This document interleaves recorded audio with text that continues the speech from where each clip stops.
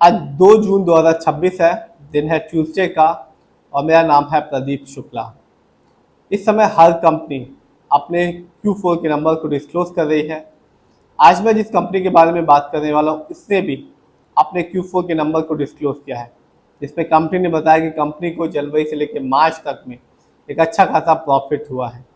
इसकी वजह से कंपनी ने पहली बार ये घोषणा की है कि कंपनी आने वाले समय में अपने शेयर होल्डर्स को डिविडेंड भी देगी और कंपनी एक अच्छा खासा रिटर्न दे रही है लॉन्ग टर्म में। ये वीडियो सिर्फ एजुकेशनल पर्पज है, ना मैं कोई भी स्टॉक खरीदने की सलाह देता हूँ और ना ही बेचने की। मैं आज जिस कंपनी के बारे में आपको बताने वाला हूँ उसका नाम है श्री जी ग्लोबल FMCG। जैसा नाम से पता चलता है ये कंपनी FMCG सेक्टर में है और कंपनी बेचती है एग्रीकल्चर कमोडिटीज़ को, स्पाइसेस को। और कंपनी ने अभी अपने Q4 के नंबर को डिस्क्लोज किया है, जिसमें कंपनी ने बताया है कि कंपनी को जनवरी से लेकर मार्च तक के जो क्वार्टर में कंपनी को जो प्रॉफिट हुआ वो था 19.92 करोड़ का, जबकि इसी समय पिछले साल जनवरी से लेकर मार्च तक में कंपनी को जो प्रॉफिट हुआ था वो था 12.23 करोड़ का। यानी कि सालाना आधार पे कंपनी को जो प्रॉफिट हुआ पिछले साल की तुलना में इस साल वो था 62.83% का। इसके साथ साथ कंपनी ने ये भी घोषणा कर दी कि कंपनी पहली बार अपने शेयर होल्डर्स को डिविडेंड देगी, हर एक शेयर के बदले में 25 पैसे का। बहुत छोटा अमाउंट है, लेकिन पहली बार है कि कंपनी अपने शेयर होल्डर्स को डिविडेंड देने वाली है। देखते हैं इस कंपनी के स्टॉक के शेयर प्राइस को और कंपनी के रिटर्न को। तो आज की बात करूं तो आज श्री जी ग्लोबल FMCG का जो शेयर प्राइस था, जब 3:30 बजे मार्केट बंद हुआ तो वो था 161 रुपीज़ 50 पैसे का। और आज इस कंपनी के शेयर में गिरावट देखने को मिली जो कि 2.12% की। लेकिन एक महीने और एक साल में इस कंपनी ने अपने शेयर होल्डर्स को बिल्कुल भी निराश नहीं किया। सिर्फ एक महीने में इस कंपनी ने 28% का रिटर्न निकाल के दिया। यानी आज से ठीक एक महीने पहले इस कंपनी के जो शेयर प्राइस था वो था 124 रुपये का, जो आज के दिन है 161 रुपीज़ 50 पैसे का। यदि मैं एक साल को भी देखूं तो यहाँ भी इस कंपनी ने रिटर्न के मामले में बिल्कुल निराश नहीं किया, क्योंकि एक साल में इस कंपनी का जो रिटर्न था अपने शेयर होल्डर्स को दिया वो था 61.50% का। सबसे जरूरी बात थी कि जो मार्केट था वो अधिकतर समय डाउन था, तब भी इस कंपनी ने 61.50% का रिटर्न निकाल के दिया एक साल में। यानी आज से ठीक एक साल पहले इस कंपनी का जो शेयर प्राइस है वो था 97 रुपीज़ 75 पैसे का, जो आज के दिन है 161 रुपये 50 पैसे का।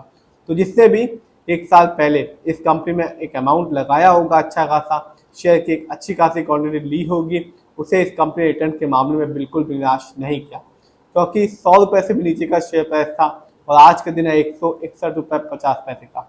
तो साफ है इस कंपनी ने एक अच्छा रिटर्न दिया उन सभी शेयर होल्डर्स को जिन्होंने धैर्य रखा एक साल तक। ये तो बात है कंपनी के शेयर प्राइस की और रिटर्न की। जानते हैं इस कंपनी के स्टॉक के परफॉर्मेंस को। तो एक साल में इस कंपनी का जो हाईएस्ट शेयर प्राइस गया वो था 185 रुपीज़, जबकि एक साल में इस कंपनी का लोएस्ट शेयर प्राइस आया 95 रुपीज़ 50 पैसे का। और लेटेस्ट अपडेट बता चुका हूँ, कंपनी ने अभी ही अपने Q4 के नंबर को डिस्क्लोज किया। कंपनी ने बताया कि कंपनी को इस क्वार्टर में जनवरी से लेकर मार्च तक में 19.92 करोड़ का प्रॉफिट हुआ है और कंपनी ने इस प्रॉफिट की वजह से अपने शेयर होल्डर्स को पहली बार डिविडेंड देने की घोषणा भी कर दी है। कंपनी ने बताया कि आने वाले दिनों में कंपनी अपने शेयर होल्डर्स को डिविडेंड देगी, हर एक शेयर के बदले में 25 पैसे का। अभी रिकॉर्ड डेट नहीं आई है, जब भी आएगी तो हम आपको जरूर बताएंगे। जानते हैं इस कंपनी के फंडामेंटल्स को। तो जो कंपनी का मार्केट कैप है वो है 376 करोड़ का। ये कंपनी स्मॉल कैप की है क्योंकि मार्केट कैप 5,000 करोड़ के नीचे का है। पीबी रेशियो 3.28 है। शेयर मार्केट में एक अच्छा पीबी रेशियो कहलाता है 1 या तो बिलो 3। इंडस्ट्री पी 49.30 है। शेयर मार्केट में एक अच्छा इंडस्ट्री पी कहलाता है 20 से लेकर 25 के बीच में।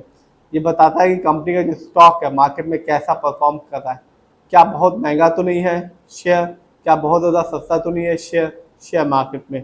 डेट टू इक्विटी 0.34 है। आप भी देख सकते हैं इस कंपनी पर लोन कर्ज ना के बराबर है।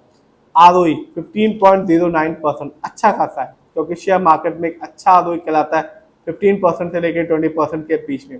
और जब भी आप किसी कंपनी के फंडामेंटल्स को देखें तो ROE जरूर देखें, क्योंकि ये बताता है कंपनी कैसे आपके पैसे को इस्तेमाल कर रही है।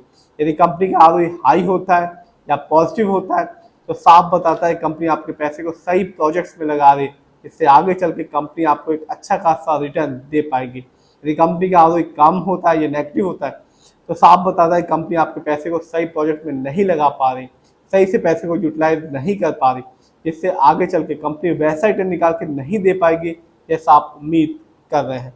इस कंपनी का ईपीएस नहीं है, वैसे शेयर मार्केट में एक अच्छा ईपीएस कहलाता है 80 और से ज़्यादा का। ये बताता है कि कंपनी ने लास्ट 12 महीने में कितना कमाया।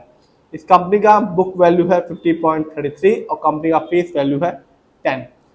जानते हैं इस कंपनी के फाइनेंशियल परफॉर्मेंस को। यदि मैं ईयरली देखूं तो कंपनी ने 2025 में ईयरली रेवेन्यू के मामले में कमाया था 651 करोड़ का, जबकि 2025 में इस कंपनी का ईयरली प्रॉफिट था 12 करोड़ का। जानते हैं किसका कितना पैसा इस कंपनी पे लगा हुआ है। तो प्रमोटर यानी कि इस कंपनी का ओनर्स जिनका पैसा इस कंपनी में लगा हुआ है 70.13% का। बहुत ही अच्छी बात है, क्योंकि प्रमोटर की होल्डिंग होती है तो विश्वास होता है एक शेयर होल्डर्स को, एक रिटेलर्स को कि कंपनी एक अच्छा खासा परफॉर्मेंस करेगी, क्योंकि सबसे ज़्यादा जो पैसा होता है वो ओनर्स का ही लगा होता है। रिटेलर्स यानी कि हम लोग का पैसा इस कंपनी में लगा हुआ है 22.17% का, जबकि एफआईआई यानी कि विदेशी निवेशक जिनका पैसा इस कंपनी में लगा हुआ है 6.76% का, जबकि डीआईआई जिनका पैसा इस कंपनी में लगा हुआ है 0.94% का। तो शेयर प्राइस 200 रुपये से भी नीचे का है और कंपनी ने एक साल में तुम्हें हिसाब से एक अच्छा खासा रिटर्न निकाल के दिया है। और कंपनी ने अभी ही अपने Q4 के नंबर को डिस्क्लोज किया है, जिसमें कंपनी ने बताया कंपनी को एक अच्छा प्रॉफिट हुआ है, जिसकी वजह से आने वाले समय में ये कंपनी अपने शेयर होल्डर्स को 25 पैसे का डिविडेंड भी देगी। पहली बार ऐसा करने वाली है ये कंपनी। फिर भी आप जिस पे भी पैसा लगाएं खुद रिसर्च करें, एनालाइज करें, अपने फाइनेंशियल एडवाइजर की राय लें, तभी अपने पैसे को शेयर मार्केट में लगाएं।